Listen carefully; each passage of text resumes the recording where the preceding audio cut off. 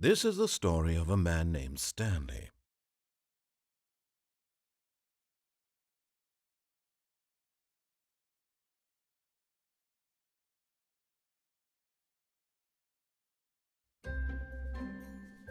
Stanley worked for a company in a big building where he was employee number 427. Employee number 427's job was simple. He sat at his desk in room 427 and he pushed buttons on a keyboard. Orders came to him through a monitor on his desk, telling him what buttons to push, how long to push them, and in what order. This is what employee 427 did every day of every month of every year. And although others might have considered it soul-rending, Stanley relished every moment that the orders came in, as though he had been made exactly for this job. And Stanley was happy. And then one day, something very peculiar happened. Something that would forever change Stanley. Something he would never quite forget. He had been at his desk for nearly an hour when he realized that not one single order had arrived on the monitor for him to follow. No one had showed up to give him instructions, call a meeting, or even say hi. Never in all his years at the company had this happened, this complete isolation. Something was very clearly wrong. Shocked, frozen solid, Stanley found himself unable to move for the longest time. But as he came to his wits and regained his senses, he got up from his desk and stepped out of his office.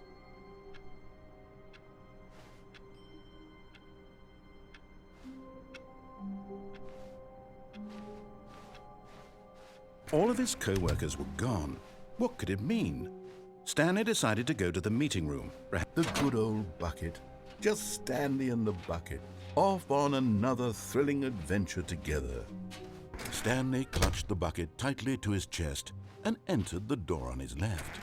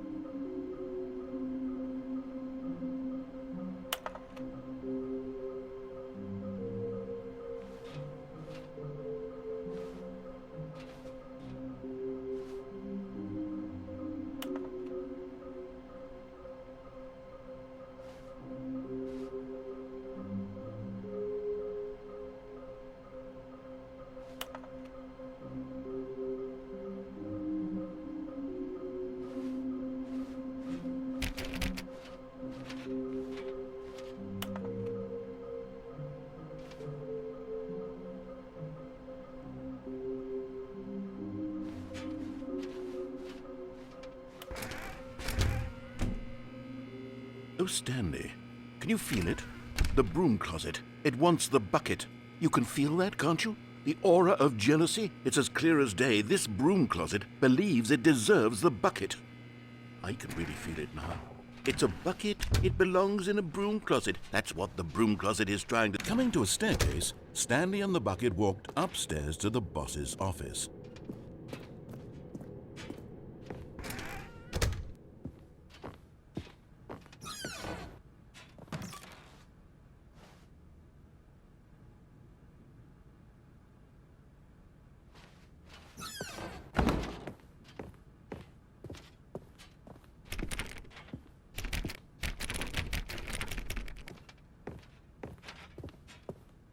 Stepping into his manager's office, Stanley was once again stunned to discover not an indication of any human life. Crushed by the weight of this revelation, Stanley may have broken down into an emotional dumpster fire if not for the soothing presence of the bucket. But Stanley guessed the correct code by sheer luck. Was it that the bucket knew all along? Was the bucket guiding him? Yes, this is certainly the most logical explanation.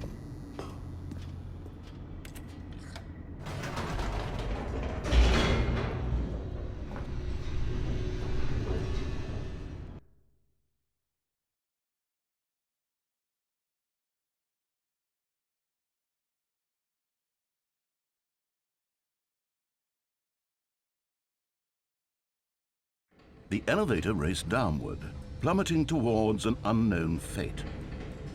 It would be all Stanley could do to keep himself together, if not for the bucket. Soothing him, comforting him, reassuring that in this darkest moment of uncertainty, he would be all right. The bucket is here for you, Stanley. Everything will be fine. Stanley and the bucket walked straight ahead through the large door that read, Mind Control Facility. Although this passageway had the word escape written on it, the truth was that at the end of this hall, Stanley and the bucket would both meet a violent death.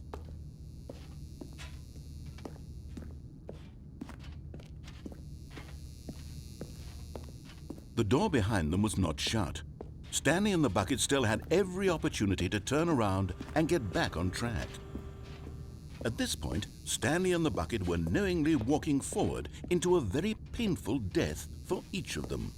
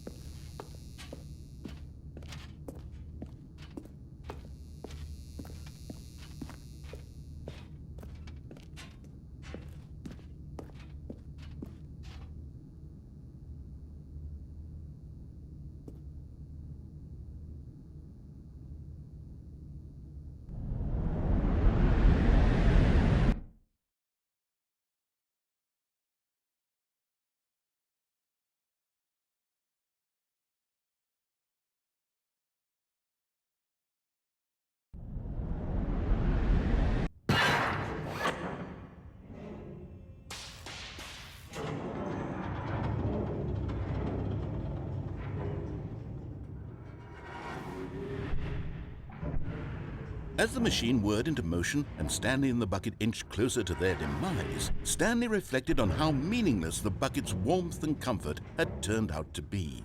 To be sure, it puts the mind and the soul at ease to embrace the bucket, but what use is a sense of ease when you're about to be crushed to death? This is what Stanley thought to himself, and he sort of kicked himself for wasting so much time carrying a bucket everywhere. Farewell, Stanley.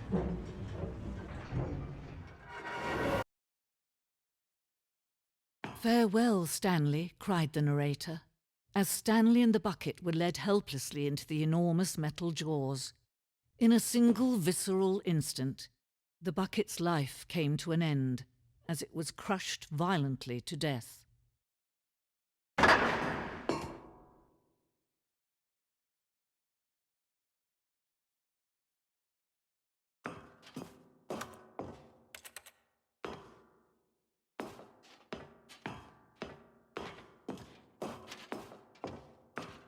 It was a shame, the death of such a magnificent bucket.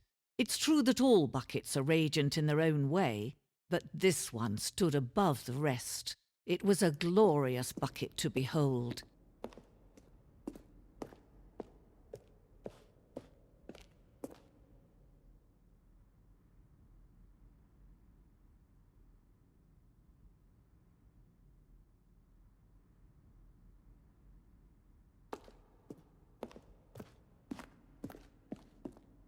Can you see how arrogant it was for Stanley to take a bucket like this and to claim it for his own?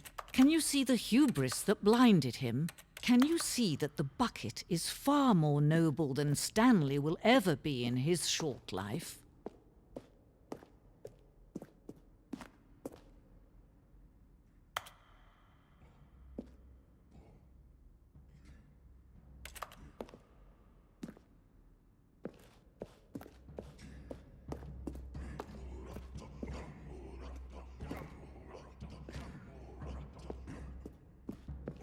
No man can own a bucket, and certainly not a bucket as dazzling to behold as this one.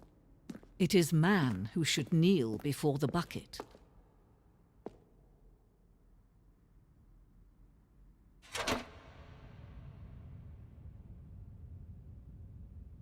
But there is something we can do. Something we can do together, you and I, that will right this terrible wrong. Let Stanley die. Let him be crushed by the machine. Don't reset the game. Don't give him another opportunity to run off with another beautiful bucket.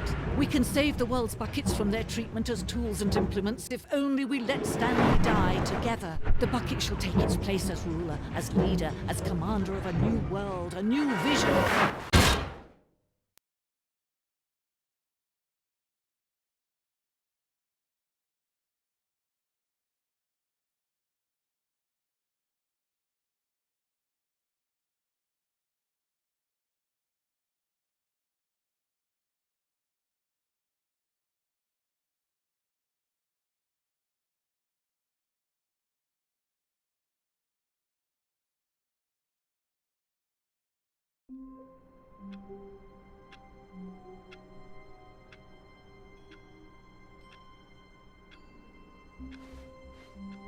All of his co-workers were gone.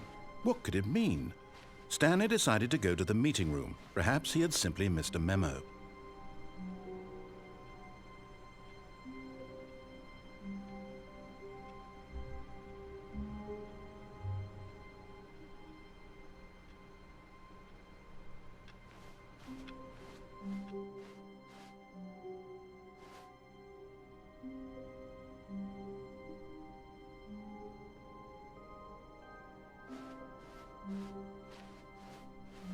When Stanley came to a set of 2 open doors, he entered the door on his left. This was not the correct way to the meeting room, and Stanley knew it perfectly well. Perhaps he wanted to stop by the employee lounge first, just to admire it. Ah, yes, truly a room worth admiring. But eager to get back to business, Stanley took the first open door on his left. And so he detoured through the maintenance section, walked straight ahead to the opposite door, and got back on track.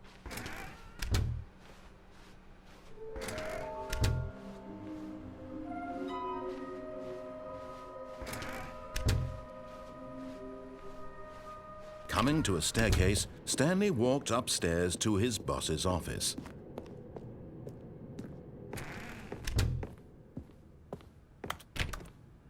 Stepping into his manager's office, Stanley was once again stunned to discover not an indication of any human life. Shocked, Stanley was in such a rush to get through the story as quickly as possible, he didn't even have a single minute to just let the narrator talk. That kind of anxiety isn't healthy, so he relaxed for a few moments with some calming New Age music.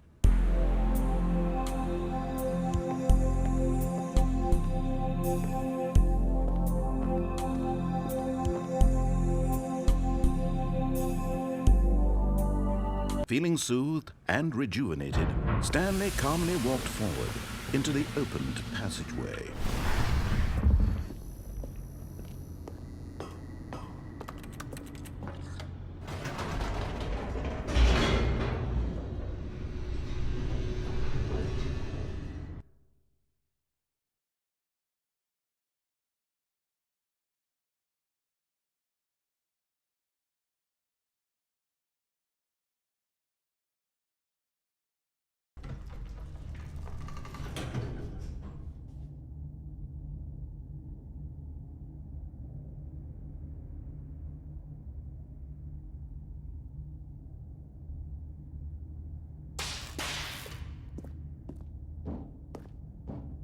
Stanley walked straight ahead through the large door that read Mind Control Facility. Although this passageway had the word Escape written on it, the truth was that at the end of this hall, Stanley would meet his violent death. The door behind him was not shut. Stanley still had every opportunity to turn around and get back on track. The door behind him was not shut. Stanley still had every opportunity to turn around and get back on track. At this point, Stanley was making a conscious, concerted effort to walk forward and willingly confront his death.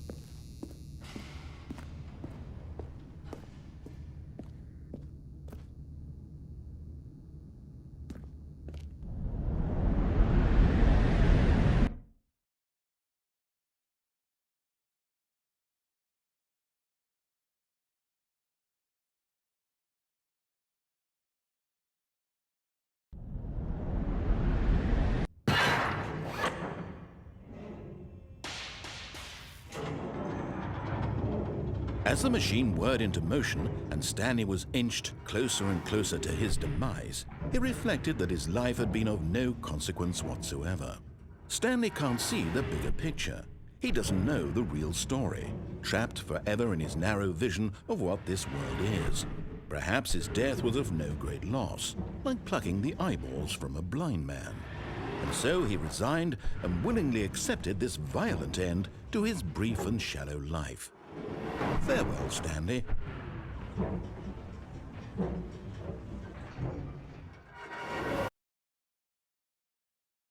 "Farewell, Stanley," cried the narrator, as Stanley was led helplessly into the enormous metal jaws. In a single visceral instant, Stanley was obliterated as the machine crushed every bone in his body, killing him instantly.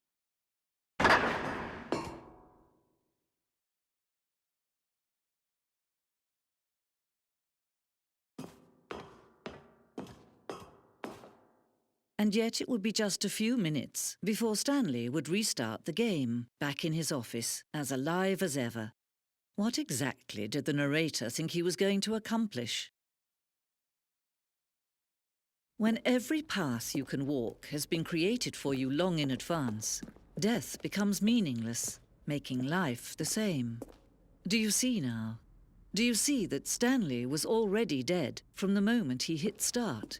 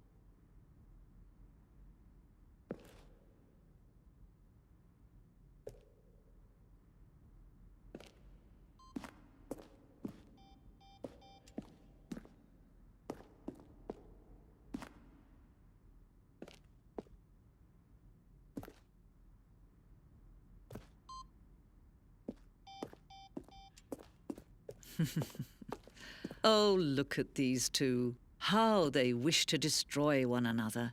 How they wish to control one another. How they both wish to be free.